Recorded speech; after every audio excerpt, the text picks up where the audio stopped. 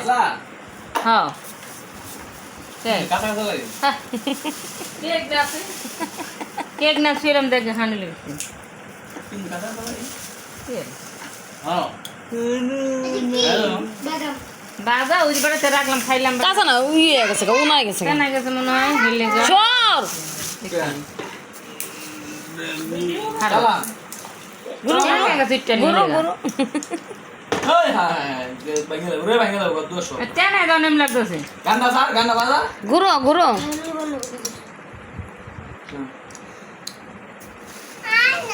আয়না দেই তো গানা না জানেন না বাদাম কি